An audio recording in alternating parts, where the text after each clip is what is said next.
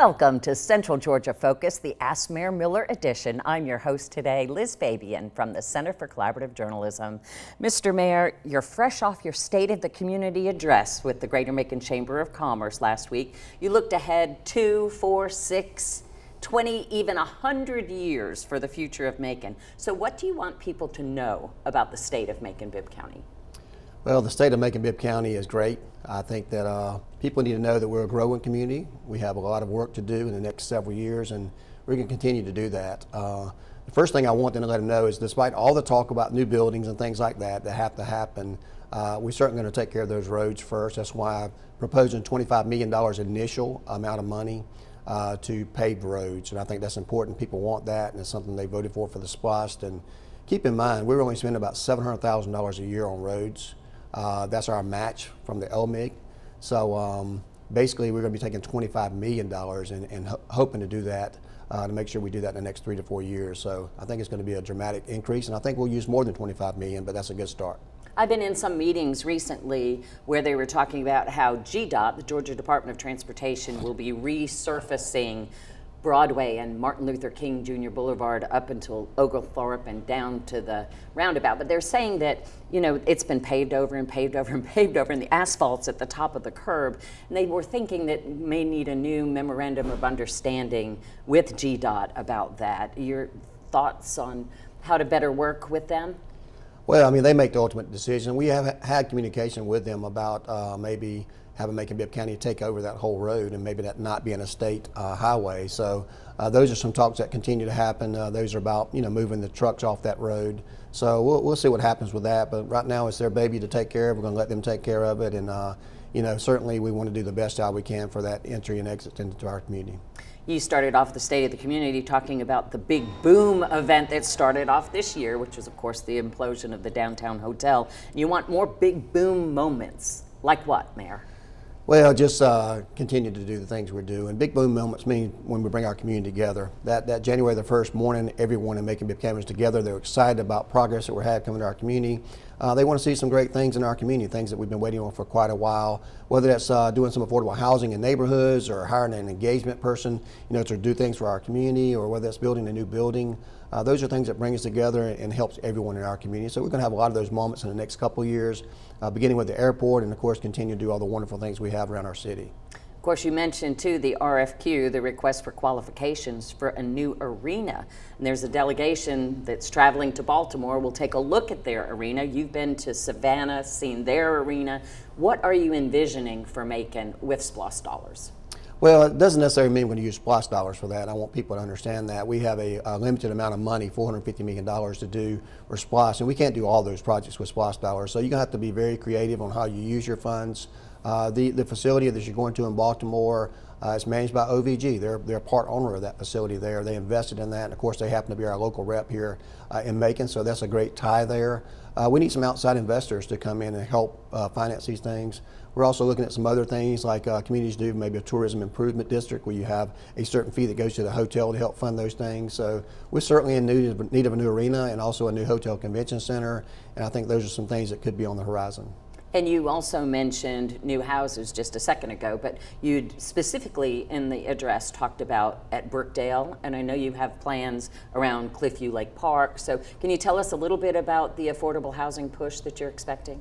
Well, sure. You know, people call them all kinds of things. These houses we call Main Street housing, so that's kind of a new terminology there, but we want it for everyone. People who have an opportunity to get into an affordable house, to a house that could be workforce development. It could be for our firefighters or our police. It could be for veterans, disabled, and those experiencing homelessness. And one limitation that we've had at Brookdale, we've been doing a good job of getting people jobs, transitioning to new places to live, but we really need some sustainable housing for them, and having those services still at Brookdale to be more of a resource center would be valuable. So we've got a lot of property we've been acquiring through our land bank authority, through certain parts of our community, that we believe that we can do some housing from the Macon-Bibb County Affordable Housing Fund, and certainly some of those projects are already starting to come out of the ground.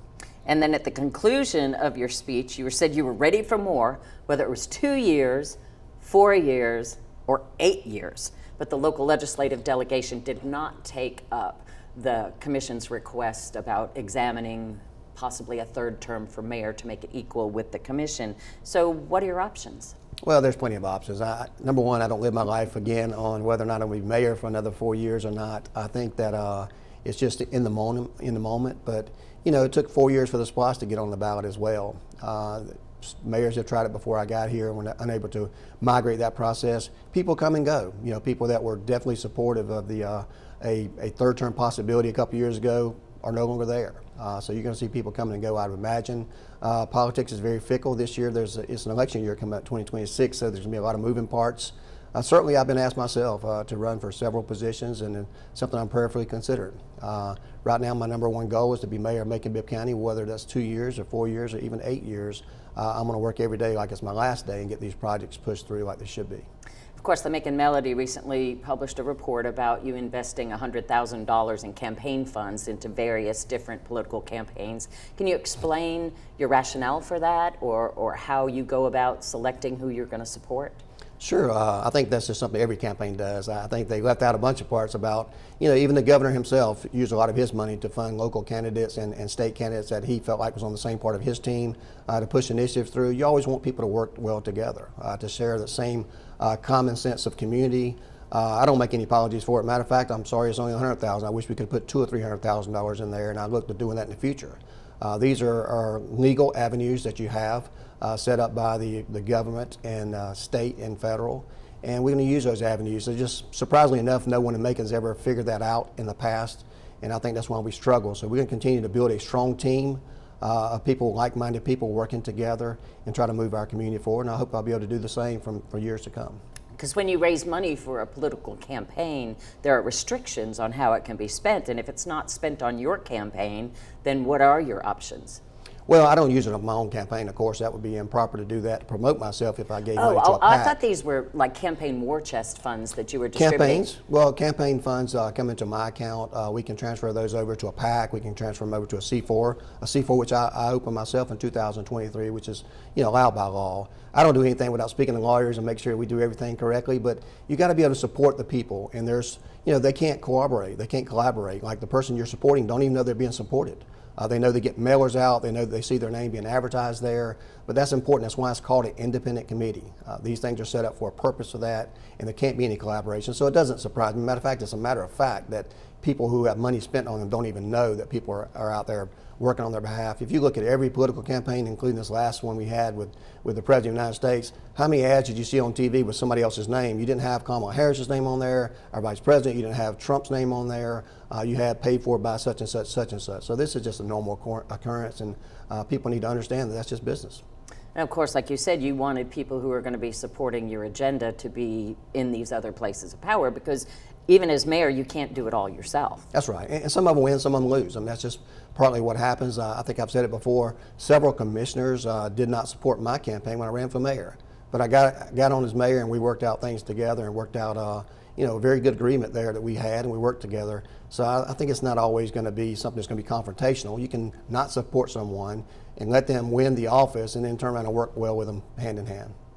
Well, when we come back, we'll be talking about some of the more divisive politics that have entered our community, so stay tuned.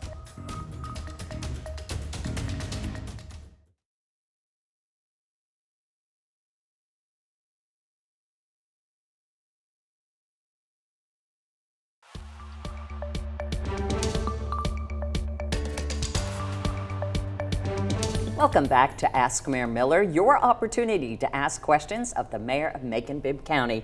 And it seems like one of the persistent topics we've had over the months has been the school speed zone cameras. The legislature did not make any changes this year. So what is the status of the speed zone cameras at schools here in Macon? There's no status at all. I mean, right now we're getting ready for the summer, and speed limit signs are still there. The sheriff had basically stopped those, I think, around March the 19th. The legislature didn't do anything with them. A couple of bills going back and forth between the House and Senate. Some made changes that certainly we would agree on. Some perhaps we did not. But bottom line is we're going to follow whatever law is there. The sheriff's going to make that decision. He and I have had conversations about that. So whenever he's ready to move forward on it, we'll see what happens then. But right now it's just basically sitting on hold for the summer. Yeah, because you expected it maybe to resume in August when school comes back, but thought you had mentioned that you would like to keep them only during the departure and arrival times when the lights are flashing to issue tickets. Is that what you're going to push for? Well, what I said was if they come back, If they come IF, back, the big okay. IF, if they come back, then my preference would be to only have citations given while the lights are on, and that would be during arrival and dismissal only. So basically a 2-hour window in the morning, 2-hour in the afternoons, no tickets in the through times, and that would be the preference if I had a preference there if they had to come back. So that's pretty much, I think, what most people would agree, I think, on. Most people don't realize that they can get a ticket when the lights are not on in the middle of the day, and certainly that will clear up a lot of misunderstanding in that part, even though it's allowed by law and it's legal according to the law they passed several years ago. Recently, you announced you were taking some of that school camera revenue and plugging it into raising the salary for non-certified public safety personnel who want to come into the system. We have an anonymous submission requesting that we ask you why the new Bibb County Sheriff's Office people keep getting pay raises and the employees who have been working there for years get nothing. Well, that would be an incorrect statement. I think most people realize that we gave a 6% raise across the board this last year for those who hadn't got raises. So public safety, you know, if I'm 100 short of secretaries or administrative assistants or this position, of course, I think you would probably be paid more for those positions as well. But when you're trying to keep up with all the local communities that are constantly giving raises and trying to entice people to come for public safety, you have to kind of keep up with them. And it's not something I want to chase the dollar for, but public safety is one of those top items on everyone's mind. But our employees, we've given bonuses every single year, whether it's been $1,000 to $2,500. We've done pay increases for certain departments depending on what the needs are in the community, and certainly this year we gave a 6% raise across the board. So anyone who says we're not giving raises to those folks, matter of fact, I just got some emails yesterday thanking us for giving Public Works a raise and taking care of the public safety first, but also not forgetting everyone else on the horizon. So we've given raises to a lot of people. But you know, really, where does that money come from? It comes from taxpayer dollars. So it's nice to give everyone raises, but you have to you don't have a product to sell except the services we provide for our community, and the taxpayers are our investors, so we have to be very mindful of that. Another piece of local legislation that didn't go anywhere during the session, Senator David Lucas wants to expand the Water Authority to 9 members, increase board salaries, and his wife Elaine, who's the authority's District 1 representative, believes that there should only be 1 county representative on the authority. You know, there's 2 now because it's back from when the county had 1 and the city had 1 before consolidation. Do you have any thoughts on changes to the Macon Water Authority? Well, I'll let the senator do his job. If he wants to propose that and they have the votes to support that, it's certainly not my position to stand in the way of anything. As mayor, I do get 2 appointments there. I think I get 2 appointments there because we have a very unique relationship with our Macon Water Authority. We have provided SPLOST dollars in the past for funding, and certainly I think they want us to provide some SPLOST dollars this time for funding. But I don't necessarily buy that, you know, you can't represent the entire county, because before, you know, the commission, they tried to reduce the amount of commissioners we have so they would have the same amount, but nobody wanted that. And I think that's why you have the disparity on how many people that are represented there. So if they give me 1, 2, or 0, it's going to be just fine, but I think they have to remember that we're a partnership and we have to treat each other like partners. Of course, Ms. Lucas has also called for a grand jury investigation into allegations of discrimination against the black board members, and Democrat as well, she said, black and Democrat, and the finances. Do you have any thoughts about all of that going on right now? Not at all. I think there's something I shouldn't comment on. That's between the Macon Water Authority and their board members. That's why they have a separate authority and separate board, and I think they'll take care of that. I know that Macon Water Authority has already been a great partner of ours. I also know that Commissioner Lucas was a very good partner while she was on the commission, and she and I work very well together. They need to do what's right by the community and to move forward together. I think they're going to work those differences out soon, but if not, there's other places to handle that. And the Water Authority also moved under the tenure of Chairman Gary Bechtel away from the standing committees that would meet, at different times than the board. They do it all in one day, similar to what you do with the county. You don't have like public safety committee meetings, on the off week from a board meeting. So what do you think about why did you want to do that with the committees? Because it's now, modeled that way at the authority. Well, I think it gives everyone a seat at the table on commission. Before, the committee system I saw it in the county was very inefficient. You can have some incidents happen where they have only 3 members that made the whole decision for 9 when the other 6 members hadn't heard about it. And then they would get into a room at a commission meeting and just talk about it for hours and nothing get done. A lot of hard feelings. A lot of times people weren't showing up for meetings anyway for the public safety, and it gave a chance for people just to get up there and grandstand without much work being done. So I think it's more efficient the way we do it. Everyone hears the information at the same time. They can make the decisions at the same time, and I think it's a better fluid process. What works for Macon-Bibb County on the government may not work for the same thing with the school system or a water authority or industrial authority. So each of those authorities have to choose what's best for them, or even the transit authority. So they're set up different places on purpose, and we respect their board members and let them handle the business the way they should.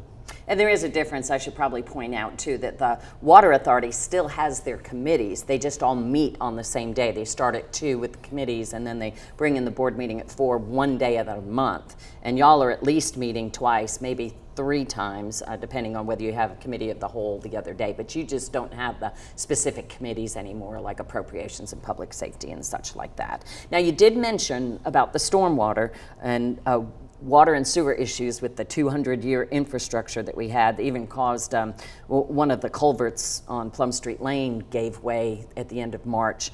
So are you looking at giving them some relief from the SPLOST? Because I know there's a lot of concern from the community about rates going up because of the tens of millions of dollars of work that needs to be done.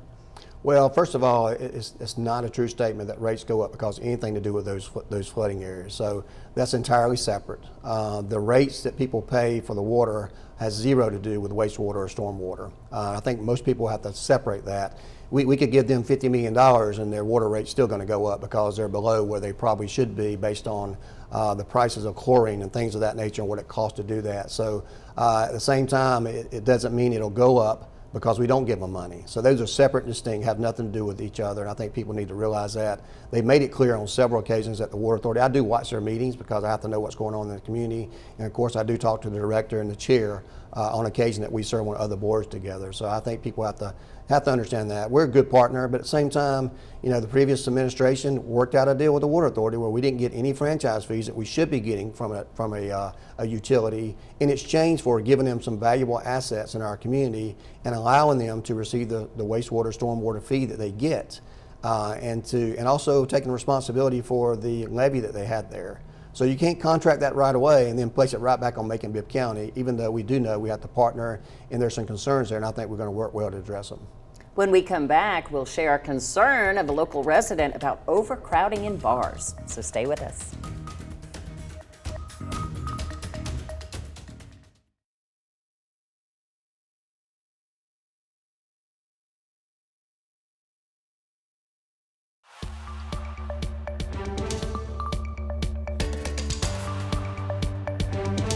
Welcome back to Central Georgia Focus, the Ask Mayor Miller edition. Thanks for staying with us. On the subject of public safety, during your address, you highlighted the drop in the homicide rate from just a few years ago. What is next for Macon violent prevention?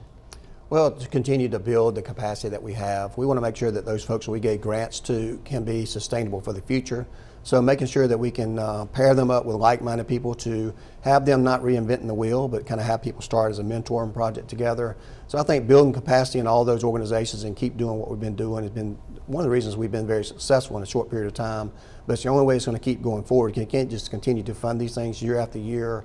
Right now we're in a federal crunch with some federal funds not coming to our community, and there's some real concern with our local programs there. So we want to reassure them that we're still there, we're still committed to helping them do the things. And like I said, at this time, 2022, we had about 20 homicides, and now we're at 3.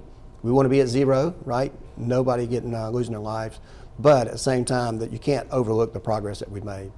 And on the subject of public safety, Trey Knight emailed us about concerns over overcrowding in nightclubs and says that as an African American, Trey said that there are so many people crammed into black-owned clubs that it's dangerous if a fight broke out, and even sent in some videos that people are standing toe to toe. What can be done to make sure the clubs aren't surpassing the occupancy levels? Well, having spot checks, having our sheriff's department, our code enforcement, and our fire department go there to make sure they're keeping up with their capacity. We want to make sure that we don't have a situation like they've had nationally in other countries where you have a fire there and everybody can't get out the door safely. Not so much about the shootings and fights and things like that, because we really haven't seen that, knock on wood, for a good time. But mostly for fires or maybe structural damage or a roof or something coming down that we've seen. So certainly they can contact our fire department, the sheriff's department. They can do spot checks on those all the time. At least go there and stand with a counter on the way in the door and the way out the door to make sure people are not abusing that to be safe. But at the same time, if you're still going there, you're part of the problem. If you're still going there with all these folks, if everybody did that, then they all become part of the problem. So you also have to take some personal responsibility in those situations.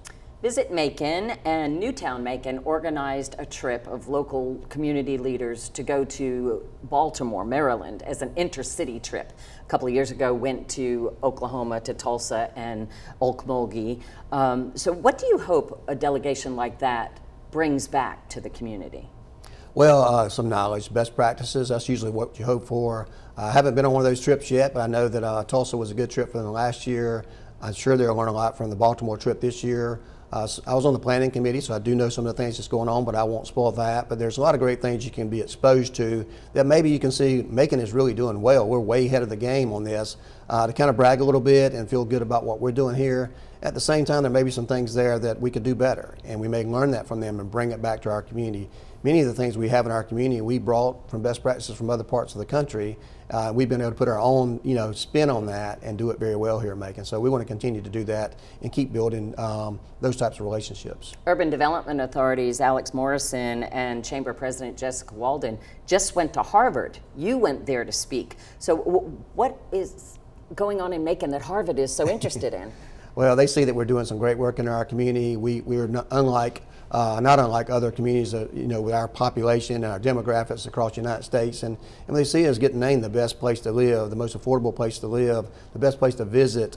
So wonderful things that we have going on here is getting recognized. I think that they see that. They want to know how they can get involved in that, what are the best practices, and we can continue to lead by example. Of course, we're going to see some transition at Mercer University now that President Bill Underwood is going back into the law school classroom.